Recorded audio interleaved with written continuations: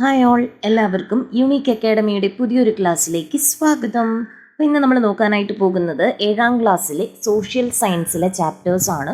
അപ്പോൾ ഇതിലെ ആദ്യത്തെ 2 ചാപ്റ്റേഴ്സ് എന്ന് പറയുന്നത് നമ്മുടെ മധ്യകാല ഇന്ത്യയുമായിട്ടൊക്കെ ബന്ധപ്പെട്ടതാണ്. അപ്പോൾ അത് നമ്മുടെ PSC എക്സാം സിലബസിൽ ഇല്ലാത്തത് കൊണ്ട് നമ്മളിന്ന് ഇമ്പോർട്ടൻ്റ് ആയിട്ടുള്ള ഒരു ചാപ്റ്ററാണ് നോക്കുന്നത്. ഭരണഘടന വഴിയും വഴികാട്ടിയും, അതാണ് ചാപ്റ്ററിൻ്റെ പേര്. ഭരണഘടന വഴിയും വഴികാട്ടിയും ഒരുപാട് പോയിൻറ്റ്സ് ഉള്ളൊരു ചാപ്റ്ററാണ്. അപ്പോൾ നന്നായിട്ട് ചാപ്റ്റർ വായിച്ചിരിക്കണം. അപ്പോൾ നമുക്ക് നോക്കാം. ആദ്യം തന്നെ മഹാത്മാഗാന്ധിയുടെ ഒരു കോട്ടാണ് തന്നേക്കുന്നത്. ഇതിലും ഒരുപാട് ക്വസ്റ്റ്യൻസ് ഉണ്ട്. ഈ ഒരു പേജിൽ നിന്ന് തന്നെ ഒത്തിരി ക്വസ്റ്റ്യൻസ് ഉണ്ട്. നമുക്ക് വായിച്ചു നോക്കാം. എല്ലാ പ്രതിസന്ധികളിൽ നിന്നും രക്ഷകർതൃത്വത്തിൽ നിന്നും ഇന്ത്യയെ മോചിപ്പിക്കുന്ന ഒരു ഭരണഘടനയ്ക്കായി ഞാൻ പരിശ്രമിക്കും. ഏറ്റവും ദരിദ്രരായ മനുഷ്യർക്ക് രാജ്യത്തെ രൂപപ്പെടുത്തുന്നതിൽ കാര്യക്ഷമമായ ശബ്ദമുണ്ടാകുകയും രാജ്യം അവരുടേതാണെന്ന് അവർക്ക് തോന്നുകയും ചെയ്യണം. ഉച്ചനീചത്വങ്ങളില്ലാതെ എല്ലാ സമുദായക്കാരും തികഞ്ഞ സൗഹാർദ്ദത്തോടെ ജീവിക്കുന്ന ഇന്ത്യക്കായാണ് എൻ്റെ പരിശ്രമം.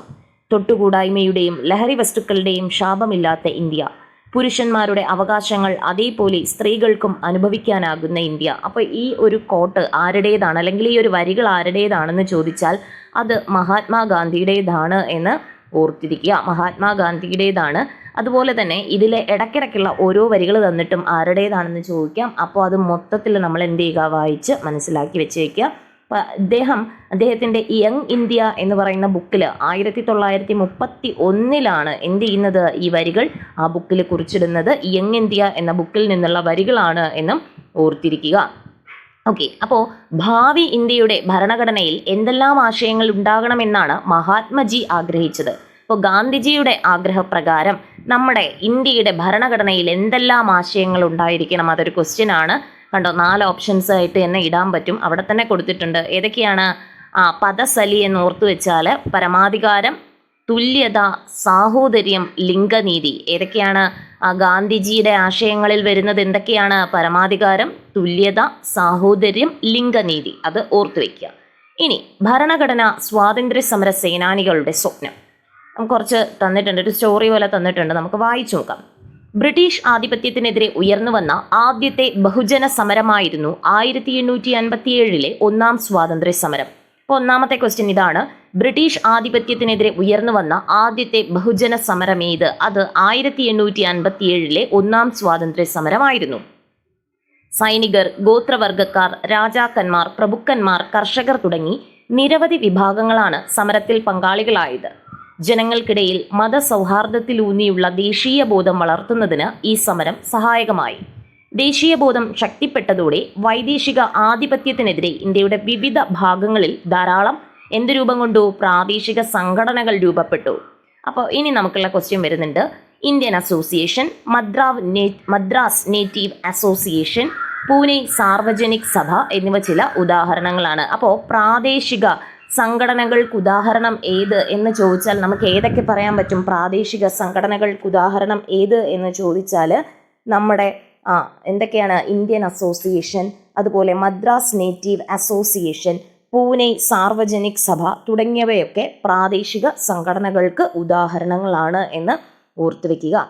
പ്രാദേശിക സ്വഭാവമുള്ള ഇത്തരം സംഘടനകളിൽ നിന്ന് വിഭിന്നമായി ദേശീയ തലത്തിൽ ഒരു സംഘടന ഉയർന്നു വന്നത് 1885 രൂപീകൃതമായ ഇന്ത്യൻ നാഷണൽ കോൺഗ്രസിലൂടെയാണ്. അപ്പോൾ വേണമെങ്കിൽ നമ്മളെ തെറ്റിക്കാനായിട്ട് ചോദിക്കാം, ഇന്ത്യൻ നാഷണൽ കോൺഗ്രസ് ഒരു പ്രാദേശിക സംഘടനയാണ് എന്ന് പറഞ്ഞ ഓപ്ഷനിൽ തരാം. പക്ഷെ അല്ല. ഇന്ത്യൻ നാഷണൽ കോൺഗ്രസ് ഒരു പ്രദേശത്ത് മാത്രം നിലനിൽക്കുന്നതല്ല, അല്ലേ? ഇത്തരം പ്രാദേശിക സംഘടനകൾ അല്ലെങ്കിൽ പ്രാദേശിക സ്വഭാവമുള്ള സംഘടനകളിൽ നിന്നും വിഭിന്നമായി ഉയർന്നു വന്ന ദേശീയ തലത്തിൽ പ്രവർത്തിക്കുന്ന സംഘടനയാണ് നമ്മുടെ ഇന്ത്യൻ നാഷണൽ കോൺഗ്രസ്. രൂപപ്പെട്ടത് 1885 1885 നമ്മുടെ INC അല്ലെ, ഇന്ത്യൻ നാഷണൽ കോൺഗ്രസ് രൂപീകൃതമാകുന്നത്. അതോടെ ദേശീയ തലത്തിൽ ബ്രിട്ടീഷ് വിരുദ്ധ പ്രക്ഷോഭങ്ങൾക്ക് ഒരു സംഘടിതമാനം കൈവന്നു. ഇന്ത്യയിലെ വിവിധ ജനവിഭാഗങ്ങളുടെ പ്രശ്നങ്ങൾ അധികാരികളുടെ ശ്രദ്ധയിൽപ്പെടുത്തുക, ജാതിമത പ്രാദേശിക ചിന്തകൾക്കതീതമായി ജനങ്ങൾക്കിടയിൽ ദേശീയ ബോധം വളർത്തുക എന്നതായിരുന്നു നമ്മുടെ INCയുടെ പ്രധാന ലക്ഷ്യങ്ങൾ. അപ്പോൾ നമുക്ക് അടുത്ത് ചോദിക്കാം, INCയുടെ പ്രധാന ലക്ഷ്യങ്ങൾ എന്തൊക്കെയായിരുന്നു? ഇന്ത്യയിലെ വിവിധ ജനവിഭാഗങ്ങളുടെ പ്രശ്നങ്ങൾ അധികാരികളുടെ ശ്രദ്ധയിൽപ്പെടുത്തുക, അതൊന്ന്. അടുത്തത് ജാതിമത പ്രാദേശിക ചിന്തകൾക്ക് അതീതമായി ജനങ്ങൾക്കിടയിൽ എന്ത് വളർത്തുക? ദേശീയ ബോധം വളർത്തുക. ഇതൊക്കെ INCയുടെ ലക്ഷ്യങ്ങളായിരുന്നു. ഇനി വിദേശ ഭരണം അവസാനിപ്പിക്കുക എന്നത് മാത്രമല്ല, മെച്ചപ്പെട്ട സാമൂഹിക രാഷ്ട്രീയ ജീവിതം ഓരോ ഇന്ത്യക്കാരനും ഉറപ്പാക്കുക എന്നതും സ്വാതന്ത്ര്യ സമര പ്രസ്ഥാനത്തിന്റെ പ്രധാന ലക്ഷ്യങ്ങളിൽ ഒന്നായിരുന്നു. സമരത്തിന്റെ ഓരോ ഘട്ടത്തിലും തീവ്ര ദേശീയവാദം ഉൾപ്പെടെ നേതൃത്വത്തിന് വ്യത്യസ്ത കാഴ്ചപ്പാടുകൾ ഉണ്ടായിരുന്നെങ്കിലും ചില അടിസ്ഥാന ആശയങ്ങളും മൂല്യങ്ങളും ഉയർത്തിപ്പിടിച്ചുകൊണ്ടായിരുന്നു ദേശീയ പ്രസ്ഥാനം മുന്നോട്ട് പോയത്. അത് നമുക്കറിയാലേ, എന്താണ് മിതവാദികളുടെ കാലഘട്ടം, അതുപോലെ തീവ്ര ദേശീയവാദികളുടെ കാലഘട്ടം, ഗാന്ധിയൻ കാലഘട്ടം, അങ്ങനെ നമ്മുടെ ദേശീയ പ്രസ്ഥാനത്തിനെ വിവിധ കാലഘട്ടങ്ങളായി തിരിച്ചിരുന്നു. ഇങ്ങനെ ഈ കാലഘട്ടങ്ങൾ തിരിച്ചിരുന്നാലും ഇവരുടെ എല്ലാം എന്താണ് ആശയങ്ങളും മൂല്യങ്ങളും ഒക്കെ ഒന്നായിരുന്നു എന്നാണ് പറയുന്നത്. ഗാന്ധിജിയുടെ വരവോടുകൂടിയാണ് സ്വാതന്ത്ര്യ സമര പ്രസ്ഥാനത്തിന് ബഹുജന സ്വഭാവം കൈവന്നത്. അപ്പോൾ വേണമെങ്കിൽ ചോദിക്കാം, സ്വാതന്ത്ര്യ സമര പ്രസ്ഥാനത്തിന് ബഹുജന സ്വഭാവം കൈവന്നത് ആരുടെ വരവോടുകൂടിയാണ്? അതിനുത്തരമാണ് ഗാന്ധിജി. ഗാന്ധിജിയുടെ സ്വാധീനം സാമൂഹിക നീതിയിൽ അധിഷ്ഠിതമായ ജനാധിപത്യം എന്ന ആവശ്യം എന്ത് ചെയ്തു? വീണ്ടും ശക്തിപ്പെടുത്തി. ദേശീയ പ്രസ്ഥാനം മുന്നോട്ട് വെച്ച സ്വാതന്ത്ര്യം, സാമൂഹിക നീതിയിൽ അധിഷ്ഠിതമായ സമത്വം, സാഹോദര്യം, മതസൗഹാർദ്ദം എന്നീ ആശയങ്ങളും മൂല്യങ്ങളുമാണ് നമ്മുടെ ഭരണഘടനയുടെ അടിത്തറയാകേണ്ടതെന്നാണ് നേതാക്കൾ ആഗ്രഹിച്ചത്. അപ്പോൾ എന്തൊക്കെയാണ് നമ്മുടെ ഭരണഘടനാ നിർമ്മാണത്തെ സ്വാധീനിച്ചത്? എന്തൊക്കെയാണ്? കണ്ടോ, ഇതാ പോകുന്നുണ്ട്, ഒരു ജാഥ പോലെ പോകുന്നുണ്ട്. അതിൽ തന്നെ തന്നിട്ടുണ്ട് എന്താണ്? മതസൗഹാർദ്ദം, സാഹോദര്യം, ജനാധിപത്യം, ക്ഷേമരാഷ്ട്രം, നീതി, മതനിരപേക്ഷത, തുല്യത, എല്ലാവർക്കും സ്വാതന്ത്ര്യം. ഇപ്പം എന്തൊക്കെ വേണം? വ്യക്തി സ്വാതന്ത്ര്യത്തിന് പ്രാധാന്യം നൽകണം. ഓരോ വ്യക്തിക്കുമുള്ള സ്വാതന്ത്ര്യത്തിന് കൂടി പ്രാധാന്യം കൊടുക്കേണ്ടതുണ്ട്. അതുപോലെ പൗരാവകാശങ്ങൾ എന്ത് ചെയ്യണം? ഉറപ്പാക്കണം, അല്ലെ? ഓരോ വ്യക്തികൾക്കുമുള്ള അവകാശങ്ങൾ എന്ത് ചെയ്യുക? ഉറപ്പാക്കുക. എല്ലാ മതങ്ങൾക്കും തുല്യ പ്രാധാന്യം നൽകുക. അത് ഇമ്പോർട്ടൻ്റ് ആണ്, അല്ലെ? എല്ലാ മതങ്ങൾക്കും എന്ത് ചെയ്യുക? ഈക്വൽ ഇമ്പോർട്ടൻസ് കൊടുക്കുക. അതുപോലെ സാമൂഹ്യ നീതി ഉറപ്പുവരുത്തണം. സോഷ്യൽ ജസ്റ്റിസ് എന്ത് ചെയ്യുക? ഉറപ്പുവരുത്തുക. ജനാധിപത്യ ഭരണം ശക്തിപ്പെടുത്തണം. ഓക്കെയാണല്ലോ. അങ്ങനെ നമ്മുടെ ഇന്ത്യൻ സ്വാതന്ത്ര്യ സമരമാണ് നമ്മുടെ ഭരണഘടനയുടെ എന്തായിട്ട് മാറുന്നത്? അടിത്തറയായിട്ട് മാറുന്നത്. ഇനി ഭരണഘടനയുടെ മുൻഗാമി, ഇതിലെല്ലാം നമുക്ക് ചോദിക്കാൻ ചാൻസ് ഉള്ള ക്വസ്റ്റ്യൻസ് ആണ് കേട്ടോ. അപ്പോൾ ഈ ഒരു കുട്ടിക്കൊരു ഡൗട്ടാണേ. അപ്പോൾ നമുക്ക് എന്താ നോക്കാം. കുട്ടി ആദ്യം ചിന്തിക്കുകയാണ്, 1947 ഓഗസ്റ്റ് 15 നമുക്ക് സ്വാതന്ത്ര്യം കിട്ടിയത്, അല്ലേ? ആണ്. പക്ഷെ നമ്മുടെ ഭരണഘടന നിലവിൽ വന്നത് 1950 ജനുവരി 26. അപ്പോൾ 47 സ്വാതന്ത്ര്യം കിട്ടിയ നമ്മുടെ ഭരണഘടന നിലവിൽ വന്നത് 50-ലാണ്. 1950 ജനുവരി 26. അപ്പോൾ സ്വാതന്ത്ര്യം നേടി 2.5 വർഷത്തോളം എന്തായിരുന്നു ഇന്ത്യയുടെ ഭരണഘടനയും നിയമവും, അല്ലെ? 47 സ്വാതന്ത്ര്യം കിട്ടിയ നമുക്ക് ഏതാണ്ട് 2.5 വർഷങ്ങൾക്ക് ഇപ്പുറം 1950 ഒരു ഭരണഘടന വന്നത്. അപ്പോൾ അത്രയും ഡ്യൂറേഷനിൽ, അത്രയും കാലയളവിൽ എന്തായിരുന്നു ഇന്ത്യൻ ഭരണഘടനയും അതുപോലെ നിയമവും എന്നൊക്കെ കുട്ടി എന്ത് ചെയ്യുന്നുണ്ട്?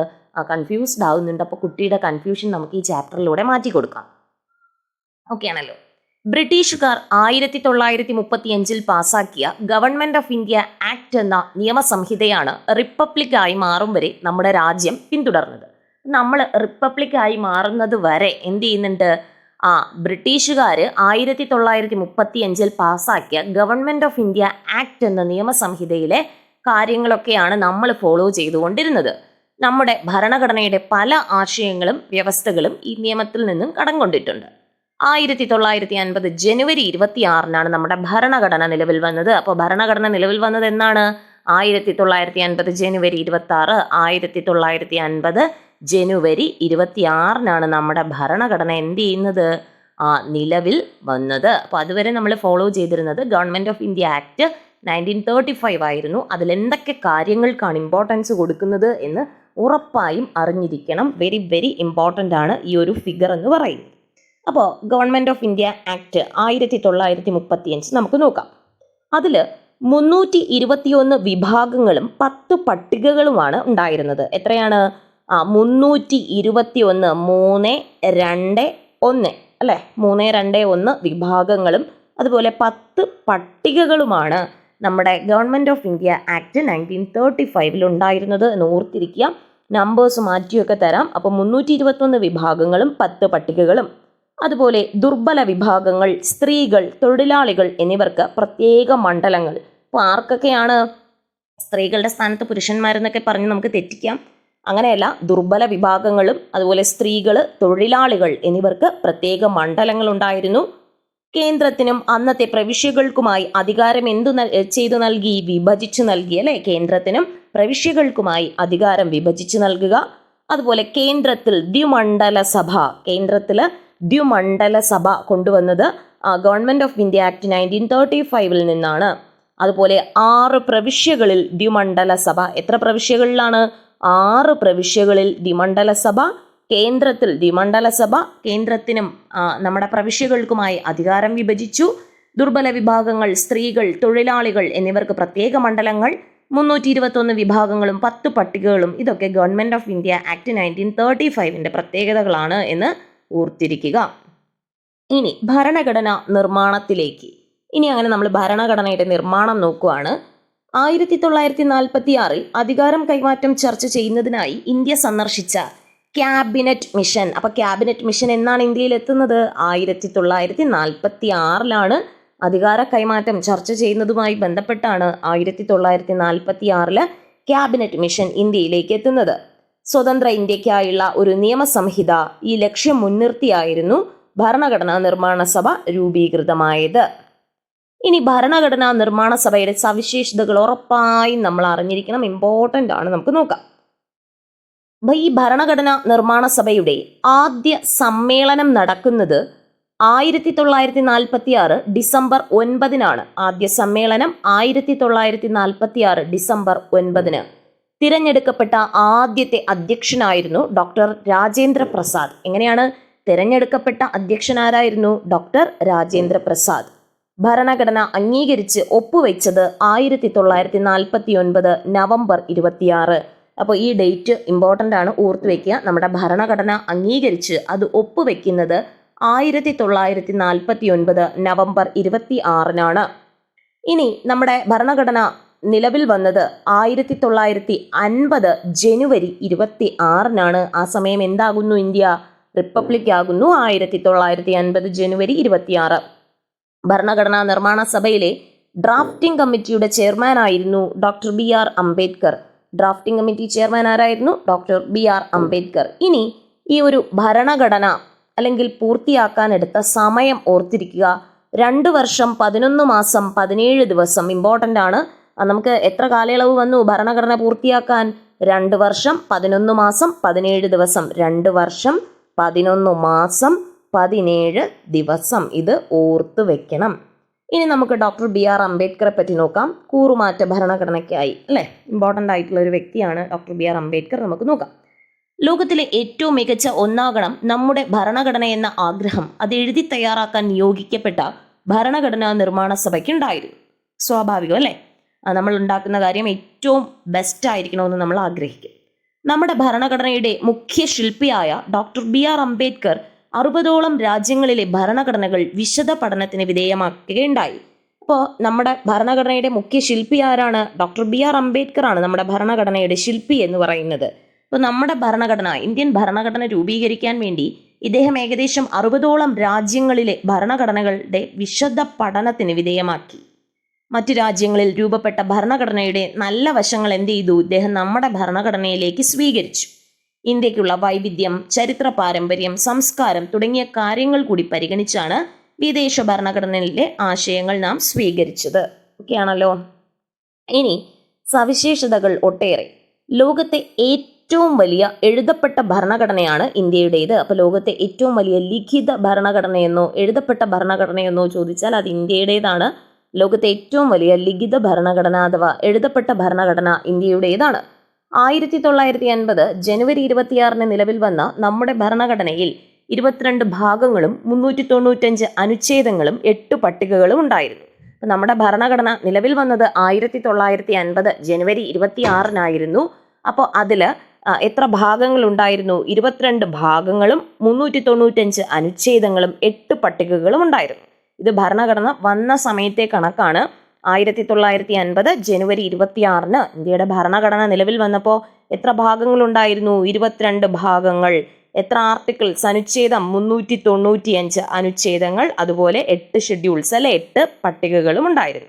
ഇനി എന്തൊക്കെയാണ് നമ്മുടെ ഭരണഘടനയുടെ സവിശേഷതകൾ എന്ന് നോക്കാം.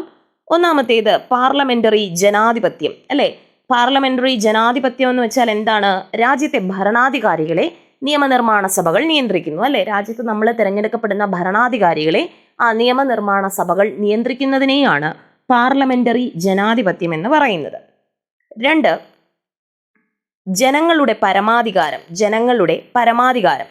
രാജ്യത്തിന്റെ എല്ലാ അധികാരങ്ങളും ഉത്ഭവിക്കുന്നത് ജനങ്ങളിൽ നിന്നാണ്. അപ്പോൾ രാജ്യത്തിന്റെ അല്ലെങ്കിൽ നമ്മുടെ രാഷ്ട്രത്തിന്റെ എല്ലാ അധികാരങ്ങളും ഉത്ഭവിക്കുന്നത് നമ്മൾ ജനങ്ങളിൽ നിന്നാണ് എന്നാണ് ഇത് പറയുന്നത്. അടുത്ത 3-ാമത്തേത് മൗലിക അവകാശങ്ങൾ. ഇതൊക്കെ നമ്മുടെ ഭരണഘടനയുടെ സവിശേഷതകളാണ് കേട്ടോ. 3-ാമത്തേത് മൗലിക അവകാശങ്ങൾ. ഓരോ വ്യക്തിക്കും രാഷ്ട്രം ഉറപ്പുവരുത്തേണ്ട ചില അടിസ്ഥാന അവകാശങ്ങളെയാണ് മൗലിക അവകാശങ്ങൾ എന്ന് പറയുന്നത് അല്ലെ. ഓരോ വ്യക്തിക്കും ഒരു രാഷ്ട്രം നിർബന്ധമായും നൽകേണ്ട അവകാശങ്ങളാണ് മൗലിക അവകാശങ്ങൾ. 4-ാമത്തേത് മൗലിക കടമകൾ, ഫണ്ടമെന്റൽ ഡ്യൂട്ടീസ് ആണ് അല്ലെ. എന്താണ്? ഓരോ വ്യക്തിയും രാഷ്ട്രത്തോടും സമൂഹത്തോടും പാലിക്കേണ്ട ഉത്തരവാദിത്വങ്ങളാണ് മൗലിക കടമകൾ. അപ്പൊ നമുക്ക് രാഷ്ട്രം ഇങ്ങോട്ട് അവകാശങ്ങൾ, ഫണ്ടമെന്റൽ റൈറ്റ്സ് തരുമ്പോൾ നമ്മൾ അങ്ങോട്ട് കൊടുക്കുന്നതാണ് മൗലിക കടമകൾ എന്ന് പറയുന്നത്. ഓക്കെ, ഇനി അടുത്തത് മാർഗനിർദ്ദേശക തത്വങ്ങൾ, directive principles of state policy എന്ന് പറയും. എന്താണ്? സാമൂഹിക സാമ്പത്തിക അവകാശങ്ങൾ ഉറപ്പുവരുത്തുന്നതിനായി രാഷ്ട്രത്തിന് നൽകിയിരിക്കുന്ന നിർദ്ദേശങ്ങളാണ് മാർഗനിർദ്ദേശക തത്വങ്ങൾ എന്ന പേരിൽ അറിയപ്പെടുന്നത്. ഇനി അടുത്തത് നിയമവാഴ്ച, റൂൾ ഓഫ് ലോ. എന്താണ്? എല്ലാ പൗരരും നിയമത്തിന് വിധേയരാണ്, ആരും നിയമത്തിന് അതീതരല്ല അല്ലെ. എന്ന് വെച്ചാൽ നിയമം എല്ലാവർക്കും ബാധ്യസ്ഥരാണ്. ഒരാൾക്ക് ഇന്ന നിയമം, ഒരാൾക്ക് വേറെ നിയമമൊന്നുമില്ല. നിയമത്തിന് മുന്നിൽ എല്ലാവരും എന്താണ്? തുല്യരാണ്. അടുത്തത് സാർവത്രിക പ്രായപൂർത്തി വോട്ടവകാശം അല്ലെ. സാർവത്രിക പ്രായപൂർത്തി വോട്ടവകാശം, നിശ്ചിത പ്രായം പൂർത്തിയായ എല്ലാവർക്കും വോട്ട് ചെയ്യാനുള്ള അവകാശം. അടുത്ത് 8-ാമത്തേത് സ്വതന്ത്രവും നിഷ്പക്ഷവുമായ നീതിന്യായ വ്യവസ്ഥ. എന്താണ്? നിയമനിർമ്മാണ കാര്യനിർവഹണ വിഭാഗങ്ങളിൽ നിന്നും സ്വതന്ത്രമാക്കപ്പെട്ട കോടതി സംവിധാനം. അതായത് കോടതി എന്ന് പറയുന്നത് നിയമനിർമ്മാണ സഭയെയോ അല്ലെങ്കിൽ കാര്യനിർവഹണ വിഭാഗത്തെയോ ഡിപ്പെൻഡ് ചെയ്യുന്നില്ല. ഇവയിൽ നിന്നുമൊക്കെ സ്വതന്ത്രമായിട്ടാണ് കോടതി തീരുമാനങ്ങളൊക്കെ എടുക്കുന്നത്. ഓക്കെ ആണല്ലോ. ഇനി അടുത്തത് 9-ാമത്തേത് ഫെഡറലിസം. അധികാരം കേന്ദ്രത്തിനും സംസ്ഥാനങ്ങൾക്കുമായി വിഭജിക്കപ്പെടുന്ന സംവിധാനം. വേണമെങ്കിൽ ചോദിക്കാം 1 വേർഡ് ആയിട്ട്. അധികാരം കേന്ദ്രത്തിനും സംസ്ഥാനങ്ങൾക്കുമായി വിഭജിക്കപ്പെടുന്ന സംവിധാനം അറിയപ്പെടുന്ന പേരെന്ത് എന്ന് ചോദിച്ചാൽ ഫെഡറലിസം. ഇനി 10-ാമത്തേത് ഏക പൗരത്വം, സിംഗിൾ സിറ്റിസൺഷിപ്പ്. രാജ്യത്ത് ഒരൊറ്റ പൗരത്വമേ ഉള്ളൂ, സംസ്ഥാനങ്ങൾക്കായി പ്രത്യേക പൗരത്വമില്ല അല്ലെ. നമുക്ക് സിംഗിൾ സിറ്റിസൺഷിപ്പ് അല്ലേ നമുക്കുള്ളത്. ഓക്കെ ആണല്ലോ. അപ്പൊ ഇത്രയും 10 കാര്യങ്ങളാണ് നമ്മുടെ ഭരണഘടനയുടെ സവിശേഷതകൾ എന്ന് പറഞ്ഞിട്ട് ഈ 7-ാം ക്ലാസ്സിലെ ടെക്സ്റ്റ് ബുക്കിൽ എടുത്തു പറഞ്ഞിരിക്കുന്നത്. ഇതിൽ നിന്ന് നമുക്ക് വേണമെങ്കിൽ ഭരണഘടനയുടെ സവിശേഷതയിൽ ഉൾപ്പെടുന്നത് ഏത്, ഉൾപ്പെടാത്തത് ഏത് എന്ന് ചോദിക്കാം അല്ലെ. അല്ലെങ്കിൽ നമുക്ക് ചോദിക്കാം ഓരോന്നിൻ്റെയും ഡെഫിനിഷൻ തന്നിട്ട് എന്താണിത് എന്ന് ചോദിക്കാം. ഞാൻ പറഞ്ഞു എന്താണ്? അധികാരം കേന്ദ്രത്തിനും സംസ്ഥാനങ്ങൾക്കുമായി വിഭജിക്കപ്പെടുന്ന സംവിധാനം ഏത്? അപ്പോൾ അത് ഫെഡറലിസം ആണ് ഉത്തരം. വേണമെങ്കിൽ 4 ഓപ്ഷൻസ് ഇട്ട് തരാം. ഫെഡറലിസം, ഏക പൗരത്വം, അതുപോലെ മൗലികാവകാശം, പാർലമെന്ററി ജനാധിപത്യം, അങ്ങനെയൊക്കെ പറഞ്ഞു തരാം. അപ്പോൾ അതിൽ നിന്ന് കറക്റ്റ് ആയത് ഏതെന്ന് തിരഞ്ഞെടുക്കാം. ഓക്കെ ആണല്ലോ. ഇനി ഈ നിയമങ്ങളുടെ ഉറവിടം ഏത് എന്നാണ് നമ്മൾ നോക്കുന്നത്. നമ്മുടെ ഭരണഘടന രാഷ്ട്രത്തിന്റെ അടിസ്ഥാന നിയമസംഹിതയാണ്. ഭരണഘടന വ്യവസ്ഥകൾക്ക് അനുസൃതമായി മാത്രമേ കേന്ദ്ര സംസ്ഥാന സർക്കാരുകൾക്ക് പ്രവർത്തിക്കാനായിട്ട് കഴിയുകയുള്ളൂ. ഏതൊരു നിയമം നടപ്പിലാക്കാനായാലും നമ്മുടെ ഭരണഘടന അനുസരിച്ച് മാത്രമേ എന്ത് ചെയ്യാൻ പറ്റുള്ളൂ? അവർക്ക് തീരുമാനങ്ങൾ എടുക്കാനായിട്ട് കഴിയുള്ളൂ. ഓക്കെ, അപ്പോൾ നിയമത്തിന്റെ വ്യവസ്ഥ എന്ന നിലയിലും സ്രോതസ് എന്ന നിലയിലും പരമോന്നത സ്ഥാനമാണ് നമ്മുടെ ഭരണഘടനയ്ക്കുള്ളത്. ജസ്റ്റ് വായിച്ചാൽ മതി. ഇനി ഓരോ നിയമങ്ങളാണ് കേട്ടോ പറയുന്നത്. അത് ഏതൊക്കെയാണെന്നൊന്ന് വായിച്ചു നോക്കുക. ജസ്റ്റ് പേരുകൾ കൊടുത്തിട്ടുണ്ട്. അപ്പോൾ നമുക്ക് ഓരോന്നും നോക്കാം. ഇമ്പോർട്ടൻ്റ് ആണ്. ലൈംഗിക കുറ്റകൃത്യങ്ങളിൽ നിന്നും കുട്ടികളെ സംരക്ഷിക്കുന്നതിനുള്ള നിയമം 2012, അതായത് നമ്മുടെ പോക്സോ ആക്ട് ആണ്. പോക്സോ ആക്ട് അല്ലേ, protection of children from sexual offences act 2012. അതാണ് അതിൻ്റെ മലയാളമാണ് ലൈംഗിക കുറ്റകൃത്യങ്ങളിൽ നിന്നും കുട്ടികളെ സംരക്ഷിക്കുന്നതിനുള്ള നിയമം 2012. പോക്സോ ആക്ട് ആണ്, ഇമ്പോർട്ടൻ്റ് ആണ്. കുട്ടികൾക്ക് നേരെ നടക്കുന്ന ലൈംഗിക അതിക്രമങ്ങൾ തടയുവാനും കുറ്റവാളികൾക്ക് തക്ക ശിക്ഷ ഉറപ്പാക്കുവാനും 1989 കുട്ടികളുടെ അവകാശ ഉടമ്പടി ലക്ഷ്യം വെക്കുന്നു. അപ്പോൾ ഇതിൽ നിന്നുള്ള ആദ്യത്തെ ക്വസ്റ്റ്യൻ എന്ന് പറയുന്നത് കുട്ടികളുടെ അവകാശ ഉടമ്പടി നടന്ന വർഷം ഏതാണ്? അത് 1989 കുട്ടികളുടെ അവകാശ ഉടമ്പടി നടന്നത്. ഇന്ത്യൻ ഭരണഘടന ഉറപ്പു നൽകുന്ന അവകാശങ്ങൾ ലിംഗഭേദമില്ലാതെ നടപ്പിലാക്കാനും ബാലസൗഹൃദ നടപടികൾ ഉൾക്കൊള്ളിച്ചുകൊണ്ടും നിലവിൽ വന്ന നിയമമാണ് നമ്മുടെ പോക്സോ ആക്ട് 2012. അപ്പോൾ പോക്സോയുടെ ഫുൾ ഫോം ഓർത്തിരിക്കുക, protection of children from sexual offences act 2012. അപ്പോൾ ഈ പോക്സോ നിയമപ്രകാരം, പ്രീവിയസ് ക്വസ്റ്റ്യൻ ആണ്, ഒത്തിരി തവണ ചോദിച്ചിട്ടുണ്ട്, പോക്സോ നിയമപ്രകാരം കുട്ടിയായി പരിഗണിക്കപ്പെടുന്നത് ആരെയാണ്? ഓപ്ഷൻസ് കുറേ തന്നേക്കും, 4 ഓപ്ഷൻസ് ഉണ്ടാകും. ഇതിൽ ആരെയാണ് പോക്സോ നിയമപ്രകാരം കുട്ടിയായി പരിഗണിക്കുന്നതെന്ന് ചോദിച്ചാൽ 18 വയസ്സിന് താഴെയുള്ള ഏതൊരു വ്യക്തിയും, ആണായിക്കോട്ടെ പെണ്ണായിക്കോട്ടെ ട്രാൻസ്ജെൻഡർ ആയിക്കോട്ടെ ആരായാലും 18 വയസ്സിന് താഴെയുള്ള ഏതൊരു വ്യക്തിയും പോക്സോ നിയമപ്രകാരം കുട്ടിയായിട്ടാണ് കണക്കാക്കപ്പെടുന്നത്. ഓക്കെ, അപ്പോൾ അതിൽ ലിംഗവ്യത്യാസമൊന്നുമില്ല കുട്ടി എന്നതിൽ. അപ്പോൾ ഇനി നമുക്ക് അതിനെപ്പറ്റി നോക്കാം. ഭയരഹിതമായും സുരക്ഷിതമായും സമൂഹത്തിൽ ജീവിക്കാൻ ഓരോ കുട്ടിക്കും അവകാശമുണ്ട്. അപ്പോൾ അസ്വസ്ഥത ഉളവാക്കുന്നതും സുരക്ഷിതമല്ലാത്തതുമായ സ്പർശനം, നോട്ടം, പ്രവൃത്തി മുതലായവ ഏത് വ്യക്തിയിൽ നിന്നുണ്ടായാലും അവ തിരിച്ചറിയാനായിട്ട് കുട്ടികൾക്ക് കഴിയണം. അതുപോലെ ഇത്തരം പ്രവൃത്തികളോട് നോ, അല്ലെ, അരുത് എന്ന് പറയുവാനും അത്തരക്കാരെ അകറ്റി നിർത്താനും അധികാരികളോട് പരാതിപ്പെടാനും എന്ത് ചെയ്യുക, കുട്ടികൾക്ക് കഴിയണം. ലൈംഗിക അതിക്രമ കേസുകൾ ഉണ്ടായാൽ അവ റിപ്പോർട്ട് ചെയ്യേണ്ടത് വകുപ്പ് 19 പ്രകാരം സ്പെഷ്യൽ ജുവനൈൽ പോലീസ് യൂണിറ്റോ ലോക്കൽ പോലീസോ ആണെന്ന് നിയമത്തിൽ വിവരിക്കുന്നു. അപ്പൊ ലൈംഗിക അതിക്രമ കേസുകൾ ഉണ്ടായാൽ അവർ റിപ്പോർട്ട് ചെയ്യേണ്ടത് ആരായിരിക്കണം? സ്പെഷ്യൽ ജുവനൈൽ പോലീസ് യൂണിറ്റോ ലോക്കൽ പോലീസോ ആണ് ലൈംഗിക അതിക്രമം ഉണ്ടായാൽ അത് റിപ്പോർട്ട് ചെയ്യേണ്ടത്. അത് പരാമർശിച്ചിരിക്കുന്ന വകുപ്പ് 19 ആണ്. വകുപ്പ് 19 ഓർത്തിരിക്കുക. ഇനി പോക്സോ കേസുകൾ കൈകാര്യം ചെയ്യുന്ന ഉദ്യോഗസ്ഥർ അറിയപ്പെടുന്ന പേരെന്ത്? നമ്മുടെ CWPO, എന്താണ്? Child welfare police officer. അപ്പോൾ പോക്സോ കേസുകൾ കൈകാര്യം ചെയ്യപ്പെടുന്ന ഉദ്യോഗസ്ഥൻ അറിയപ്പെടുന്ന പേരെന്താണ്? Child welfare police officer, CWPO. Okay ആണല്ലോ. ഇനി കേരള സംസ്ഥാന ബാലാവകാശ സംരക്ഷണ കമ്മീഷൻ പോക്സോ നിയമത്തിന്റെ 44-ാം വകുപ്പ് പ്രകാരം, 44 ഇമ്പോർട്ടൻ്റ് ആണ്, 44-ാം വകുപ്പ് പ്രകാരം നിരീക്ഷണ സംവിധാനം ഒരുക്കിയിട്ടുണ്ട്. അപ്പൊ നിരീക്ഷണ സംവിധാനത്തെ പറ്റി പറയുന്ന വകുപ്പ് ഏത്? വകുപ്പ് 44 നിരീക്ഷണ സംവിധാനത്തെ പറ്റി പറയുന്നത്.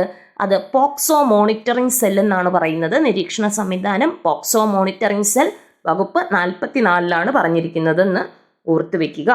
ഇനി പോക്സോ കുറ്റകൃത്യങ്ങളിൽ ഏർപ്പെടുന്ന ഏതൊരു വ്യക്തിക്കും കഠിന ശിക്ഷ നൽകാനായിട്ട് നമ്മുടെ പോക്സോ നിയമം 2012 വ്യവസ്ഥ ചെയ്യുന്നുണ്ട്. ഓക്കെ ആണല്ലോ. ഇനി നമ്മുടെ ഭരണഘടനയുടെ ധർമ്മങ്ങളാണ് പറയുന്നത്. ജസ്റ്റ് നമുക്ക് വായിച്ചു നോക്കാം എന്തൊക്കെയാണ്. നാനാത്വത്തിൽ ഏകത്വം സംരക്ഷിക്കുന്നു. രാജ്യത്തെ എല്ലാ ഭരണ സംവിധാനങ്ങളും ഭരണഘടനയ്ക്ക് വിധേയമായാണ് പ്രവർത്തിക്കുന്നതെന്ന് ഉറപ്പുവരുത്തുന്നു. പൗരരുടെ അവകാശങ്ങളും കടമകളും ഒക്കെ സ്ഥാപിക്കുന്നു. ഗവൺമെന്റിന്റെ അധികാരങ്ങളും പരിമിതികളും വ്യക്തമാക്കുന്നു. രാജ്യത്തിന്റെ അടിസ്ഥാന മൂല്യങ്ങളും ആദർശങ്ങളും നിർവചിക്കുന്നു. സ്വേച്ഛാധിപത്യത്തിനും അധികാര ദുർവിനിയോഗത്തിനും എതിരായി സംരക്ഷണ കവചമായി വർത്തിക്കുന്നു. രാജ്യത്തിന് ദിശാബോധം നൽകുന്ന അടിസ്ഥാന രേഖയായിട്ടൊക്കെ നിലനിൽക്കുക എന്നതാണ് നമ്മുടെ ഭരണഘടനയുടെ ധർമ്മങ്ങൾ എന്ന് പറയുന്നത്. അപ്പോൾ ഇനി എന്താണ്? ഭരണഘടനാ ധർമ്മങ്ങൾ പ്രതിഫലിക്കുന്ന സന്ദേശങ്ങൾ പ്ലക്കാർഡൊക്കെ ആയിട്ട് തയ്യാറാക്കാൻ പറഞ്ഞിട്ടുണ്ട്. ഇനി അടുത്ത് നമുക്ക് ഇമ്പോർട്ടൻ്റ് ആണ് മാറ്റിയും തിരുത്തിയും മുന്നോട്ട്. നമ്മൾ മാറ്റിയും തിരുത്തിയും മുന്നോട്ട് എന്ന് പറയുന്നത് നമ്മുടെ ഭരണഘടനയുടെ ഭേദഗതികളെ പറ്റിയാണ്. നമ്മുടെ ഭരണഘടന 1950 ജനുവരി 26 ഇന്ത്യൻ ഭരണഘടന നിലവിൽ വന്നതുപോലെയല്ല നമ്മുടെ ഭരണഘടന ഇപ്പോൾ വരുന്നത്. അതിന് കാലാനുസൃതമായി, ആവശ്യങ്ങൾക്കനുസൃതമായിട്ട് എന്ത് ചെയ്യുന്നുണ്ട്? അമെൻമെന്റ് ഒക്കെ സംഭവിച്ചിട്ടുണ്ട്, ഭേദഗതികൾ സംഭവിച്ചിട്ടുണ്ട്. അതെന്തൊക്കെയാണെന്ന് നമുക്ക് നോക്കാം. ഒന്നാമത്തെ ഭേദഗതി എന്ന് പറയുന്നത് 1951 ഒന്നാമത്തെ ഭേദഗതി നടക്കുന്നത് 1951. ആ ഭേദഗതി പ്രകാരം നമ്മുടെ പട്ടികകളുടെ എണ്ണം 9. അപ്പോൾ ഭരണഘടന നിലവിൽ വന്നപ്പോൾ പട്ടികകൾ 8 ആയിരുന്നു എങ്കിൽ 1951 ഒന്നാം ഭേദഗതി പ്രകാരം പട്ടികകളുടെ എണ്ണം 9 മാറി. ഇനി 42-ാം ഭരണഘടനാ ഭേദഗതി 1976 42-ാം ഭരണഘടനാ ഭേദഗതി വരുന്നത് 1976. അതിലെന്തൊക്കെ മാറ്റങ്ങളാണ് വന്നത്? മതേതരത്വം, സോഷ്യലിസം, അഖണ്ഡത എന്നീ പദങ്ങൾ കൂട്ടിച്ചേർത്തു. ഇമ്പോർട്ടൻ്റ് ആണ്. ഏതൊക്കെയാണ് ടേംസ് ഇമ്പോർട്ടൻ്റ് ആണ്? മതേതരത്വം, സോഷ്യലിസം, അഖണ്ഡത. മതേതരത്വം, സോഷ്യലിസം, അഖണ്ഡത എന്നീ പദങ്ങൾ കൂട്ടിച്ചേർത്തത് 42-ാം ഭേദഗതി 1976. ഇനി വരുന്നത് 44-ാം ഭേദഗതിയാണ്. നമ്മുടെ 44-ാം ഭരണഘടനാ ഭേദഗതിയാണ് ഇനി വരുന്നത്. അത് 1978 PSC, ഇതെല്ലാം പ്രീവിയസ് ക്വസ്റ്റ്യൻ ആണ്. PSCയുടെ 1978 44-ാം ഭരണഘടനാ ഭേദഗതി വരുന്നത്. ഇതുപ്രകാരം സ്വത്തവകാശം മൗലികാവകാശം അല്ലാതായി മാറി. സ്വത്തവകാശം മൗലികാവകാശം അല്ലാതായി മാറുന്നത് 1978 44-ാം ഭരണഘടനാ ഭേദഗതി പ്രകാരമാണ്. ഇനി 73, 74 ഭരണഘടനാ ഭേദഗതികൾ വന്നത് 1992 1992 73-ാം ഭേദഗതിയും 74-ാം ഭേദഗതിയും വരുന്നത്. ഇത് പഞ്ചായത്തി രാജ് നഗരപാലിക നിയമവുമായി ബന്ധപ്പെട്ടിരിക്കുന്നു. അല്ലെ, നമ്മുടെ പഞ്ചായത്തി രാജും അതുപോലെ മുനിസിപ്പാലിറ്റി ആക്ട്, നഗരപാലിക നിയമവും ഒക്കെ ആയിട്ട് ബന്ധപ്പെട്ടത് 73, 74 ഭരണഘടനാ ഭേദഗതിയാണ് 1992. ഇനി അടുത്തു വരുന്നത് 86-ാം ഭരണഘടനാ ഭേദഗതി 2002. 2002 86-ാം ഭരണഘടനാ ഭേദഗതി എന്താണ്? വിദ്യാഭ്യാസം മൗലികാവകാശമായി മാറി. ഇമ്പോർട്ടൻ്റ് ആണ്. വിദ്യാഭ്യാസം മൗലികാവകാശമായി മാറിയ ഭേദഗതി നമ്മുടെ 2002 86-ാം ഭരണഘടനാ ഭേദഗതിയാണ്. ഇനി അടുത്ത് നമുക്ക് 101-ാം ഭരണഘടനാ ഭേദഗതി 2016, നമ്മുടെ GSTയുമായി ബന്ധപ്പെട്ടത്, ചരക്കു സേവന നികുതി. 101-ാം ഭേദഗതി 2016 GSTയുമായി ബന്ധപ്പെട്ടിരിക്കുന്നു, ചരക്ക് സേവന നികുതി. ഇനി ഏറ്റവും പുതിയത് ഏതാന്നൊക്കെ ചോദിക്കുന്നുണ്ട്, അത് നമുക്കറിയാം അല്ലേ. മുന്നാക്ക സമുദായങ്ങളിൽ സാമ്പത്തികമായി പിന്നാക്കം നിൽക്കുന്നവർക്കുണ്ട്. അതുപോലെ നമ്മുടെ നാരീശക്തി വന്ദൻ അധിനിയം അതൊക്കെ ഉണ്ട്, അതൊക്കെ നമുക്കറിയാമല്ലോ. പക്ഷെ നമുക്ക് ടെക്സ്റ്റ് ബുക്കിൽ എന്താണോ തന്നേക്കുന്നത് അതാദ്യം ഇമ്പോർട്ടൻ്റ് ആയിട്ട് നമ്മൾ അറിഞ്ഞിരിക്കണം. ഓക്കെ ആണല്ലോ. ഇനി ഇത് നമ്മൾ ഇതുവരെ നോക്കിയത് വെച്ചിട്ട് ഫില്ല് ചെയ്യാൻ വേണ്ടിയൊക്കെ ചോദിക്കുന്നുണ്ട്. അപ്പോൾ അതെന്താണ് എന്നൊക്കെ ഒന്ന് ഫില്ല് ചെയ്ത് നമുക്ക് നോക്കാം. അപ്പോൾ ഈ ഭരണഘടനാ ഭേദഗതികളെ പറ്റി നമ്മൾ പറഞ്ഞു. ഭരണഘടന ഭേദഗതി ചെയ്യാനുള്ള അധികാരം പാർലമെന്റിനാണ് എന്ന് വിശദീകരിക്കുന്ന വകുപ്പാണ് 368-ാം വകുപ്പ്. അപ്പോൾ നമ്മുടെ ഭരണഘടനാ ഭേദഗതിയുമായി ബന്ധപ്പെട്ട വകുപ്പ് ഏതെന്ന് ചോദിച്ചാൽ 368 അതുപോലെ ഭരണഘടന ഭേദഗതി ചെയ്യാൻ കഴിയുന്നത് ആർക്കാണ്? നമ്മുടെ പാർലമെന്റിനാണ്. എന്നാൽ ഭേദഗതി ചെയ്യാമെങ്കിലും ഭരണഘടനയുടെ അടിസ്ഥാന ഘടനയിൽ ഭേദഗതി ചെയ്യാനായിട്ട് പാടില്ല, അല്ലെ. അതിനൊരു ബേസിക് ആയിട്ടൊരു സ്ട്രക്ചർ ഉണ്ട്, അത് മാറ്റാനായിട്ട് പറ്റില്ല. ഓക്കെ, നമുക്ക് നോക്കാം. 1973 കാസർഗോഡ് എടനീർമഠത്തിന്റെ അധിപതിയായിരുന്ന കേശവാനന്ദ ഭാരതി കേരള സർക്കാരിനെതിരെ നൽകിയ കേസിലായിരുന്നു ഭരണഘടനയുടെ അടിസ്ഥാന ഘടനയിൽ യാതൊരു മാറ്റവും വരുത്താൻ പാടില്ലെന്ന് സുപ്രീം കോടതി വിധിച്ചത്. അപ്പോൾ ഭരണഘടനയുടെ അടിസ്ഥാന ഘടനയിൽ മാറ്റം വരുത്താൻ പാടില്ല എന്ന് വിധിച്ച കേസ് നമ്മുടെ കേശവാനന്ദ ഭാരതി കേരള സർക്കാരുമായുള്ള കേസിലായിട്ടാണ് അങ്ങനെ പറയുന്നത്. 1973 ആ ഒരു കേസ് വരുന്നത്. Kesavananda Bharati versus state of Kerala. എന്തായിരുന്നു അത്? ഭരണഘടനയുടെ അടിസ്ഥാന തത്വത്തിൽ അല്ലെങ്കിൽ അടിസ്ഥാന ഘടനയിൽ മാറ്റം വരുത്താൻ പാടില്ല എന്ന് പറയുന്ന കേസാണ് കേശവാനന്ദ ഭാരതി കേസ്. ഇനി വിദ്യാഭ്യാസം മൗലികാവകാശം. വിദ്യാഭ്യാസം മൗലികാവകാശമാക്കപ്പെട്ടത് 2002 86-ാം ഭരണഘടനാ ഭേദഗതി പ്രകാരമാണ്. ഈ വ്യവസ്ഥകൾ ഭരണഘടനയിൽ 21A എന്ന വകുപ്പുമായി ചേർത്തിട്ടുണ്ട്. ആർട്ടിക്കിൾ 21A വിദ്യാഭ്യാസത്തെ പറ്റി പറയുന്നത്. ഈ ഭേദഗതി അനുസരിച്ച് 2009 ഓഗസ്റ്റ് 4 നിലവിൽ വന്ന നിയമമാണ് വിദ്യാഭ്യാസ അവകാശ നിയമം. അപ്പോൾ ഇതിൽ നമ്മുടെ പഴയ ടെക്സ്റ്റ് ബുക്കുമായിട്ടൊരു മിസ്മാച്ച് വരുന്ന ഒരു ഡേറ്റ് ആണിത്. അപ്പോൾ ഇതിൽ പറഞ്ഞേക്കുന്നത് നമ്മുടെ വിദ്യാഭ്യാസ അവകാശ നിയമം 2009 നിലവിൽ വന്നത് 2009 ഓഗസ്റ്റ് 4 എന്നാണ് പറയുന്നത്. നമ്മുടെ പഴയ ടെക്സ്റ്റ് ബുക്കുകളിലൊന്നും ഇതല്ല ഡേറ്റ്, നിങ്ങൾക്ക് അറിയാമായിരിക്കുമല്ലോ. എന്തായാലും ഇത് ഓർത്ത് വെക്കുക. ഓപ്ഷനിൽ ഏതാണോ തന്നിരിക്കുന്നത് അതിൽ നിന്നും ചൂസ് ചെയ്ത് എഴുതാനായിട്ട് നോക്കുക. പുതിയ ടെക്സ്റ്റ് ബുക്ക് പ്രകാരം 2009 ഓഗസ്റ്റ് 4 നമ്മുടെ വിദ്യാഭ്യാസ അവകാശ നിയമം നിലവിൽ വരുന്നത്. 6 മുതൽ 14 വയസ്സ് വരെ പ്രായമുള്ള എല്ലാ കുട്ടികൾക്കും സൗജന്യവും നിർബന്ധിതവുമായ വിദ്യാഭ്യാസം ഉറപ്പുവരുത്തുന്നതാണ് പ്രസ്തുത നിയമം. എന്താണ് 6 മുതൽ 14 എത്ര വയസ്സ് ടു എത്ര വയസ്സെന്നും കൂടെ ഓർത്തിരിക്കുക. വിദ്യാഭ്യാസ അവകാശ നിയമത്തിൽ 6 മുതൽ 14 വയസ്സ് വരെയുള്ള കുട്ടികൾക്കാണ് സൗജന്യവും നിർബന്ധിതവുമായ വിദ്യാഭ്യാസം ഉറപ്പുവരുത്തുന്നത്. ഇനി എന്താണ് ചെറു ഭരണഘടന എന്ന് നമുക്ക് നോക്കാം. നമ്മൾ 1976 42-ാം ഭരണഘടനാ ഭേദഗതിയെ പറ്റി നേരത്തെ നമ്മൾ കണ്ടായിരുന്നു. അതിൽ മതേതരത്വം, സോഷ്യലിസം, അഖണ്ഡത എന്നീ പദങ്ങൾ എന്ത് ചെയ്തു? കൂട്ടിച്ചേർത്തു. ഭരണഘടനയിൽ വേറെയും ചില മാറ്റങ്ങളൊക്കെ വരുത്തിയത് എന്താണ്? നമ്മുടെ ഈ 42-ാം ഭരണഘടനാ ഭേദഗതി വഴിയാണ്. അങ്ങനെ സുപ്രധാനമായ ഒട്ടനവധി മാറ്റങ്ങൾ വരുത്തിയതിനാലായിട്ട് നമ്മുടെ 42-ാം ഭരണഘടനാ ഭേദഗതിയെയാണ് നമ്മൾ ചെറു ഭരണഘടന അഥവാ മിനി കോൺസ്റ്റിറ്റ്യൂഷൻ എന്ന് വിളിക്കുന്നത്. ഇപ്പൊ ചെറു ഭരണഘടന എന്നറിയപ്പെടുന്നത് ഏതാണ്? 1976 42-ാം ഭരണഘടനാ ഭേദഗതിയാണ്. ഇനി നിയമങ്ങൾ നടപ്പിലാക്കുമ്പോൾ ഓക്കെ അതിനെപ്പറ്റിയാണ് നോക്കുന്നത്. നമ്മുടെ സമൂഹത്തിൽ വ്യത്യസ്ത താല്പര്യങ്ങളാണ് ഓരോ വ്യക്തികൾക്കും ഉള്ളത്. എന്നാലും പൊതു നിയമങ്ങൾ അനുസരിക്കാൻ വേണ്ടിയിട്ട് എല്ലാവരും എന്താണ് ബാധ്യസ്ഥരാണ്. പുതിയ നിയമങ്ങൾ രൂപീകരിക്കപ്പെടുമ്പോൾ അവയ്ക്കെതിരെയുള്ള അഭിപ്രായങ്ങളും സമരങ്ങളും ഒക്കെ ഉയർന്നു വരാനും സാധ്യതയുണ്ട്. അത് ജനാധിപത്യ സമൂഹത്തിന്റെ ഒരു സ്വാഭാവികതയുമാണ്.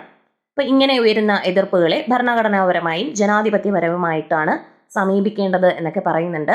ഇപ്പോൾ വൈവിധ്യങ്ങളും വൈജാത്യങ്ങളും ഏറെയുള്ള നമ്മുടെ സമൂഹത്തിൽ ഭരണഘടന മുന്നോട്ട് വെക്കുന്ന മൂല്യങ്ങൾ പൗരസമൂഹം ഉൾക്കൊള്ളുന്നതിലൂടെ മാത്രമേ ഇന്ത്യയുടെ പരമാധികാര സ്ഥിതിസ്വമത്വ മതനിരപേക്ഷ ജനാധിപത്യ റിപ്പബ്ലിക്കായി ഉയർത്താനായിട്ട് കഴിയുകയുള്ളൂ. അപ്പൊ ഇന്ത്യ എന്താണ് അവസാനം പറയുന്നത്? പരമാധികാര സ്ഥിതിസമത്വ മതനിരപേക്ഷ ജനാധിപത്യ റിപ്പബ്ലിക്കാണ് ഇന്ത്യ. അപ്പൊ ഇന്ത്യ എന്താണ് ഭരണഘടനയിൽ അറിയപ്പെടുന്നത്? പരമാധികാര സ്ഥിതിസമത്വ മതീതരത്വ ജനാധിപത്യ റിപ്പബ്ലിക് എന്നാണ്. ഓക്കെ, അപ്പൊ ഇത്രയുമാണ് ഈ ഒരു ചാപ്റ്ററിൽ പറയുന്നത്. അത്യാവശ്യം ഒത്തിരി കണ്ടന്റ് ഉള്ള ഒരു ചാപ്റ്ററാണ്. ഇനി വരുന്ന എക്സാമുകൾക്ക് ഇതിൽ നിന്നും ഒരുപാട് ക്വസ്റ്റ്യൻസ്, കോൺസ്റ്റിറ്റ്യൂഷൻ എന്ന് പറയുമ്പോൾ പുറത്തുനിന്ന് ഇനി ക്വസ്റ്റ്യൻസ് വേണ്ട, ഈ ഒരു ചാപ്റ്ററിൽ തന്നെ ധാരാളമുണ്ട്. അതുകൊണ്ട് അത്രയും ഇമ്പോർട്ടൻ്റ് ആയിട്ട് ഈ ഒരു ചാപ്റ്റർ വായിക്കുക.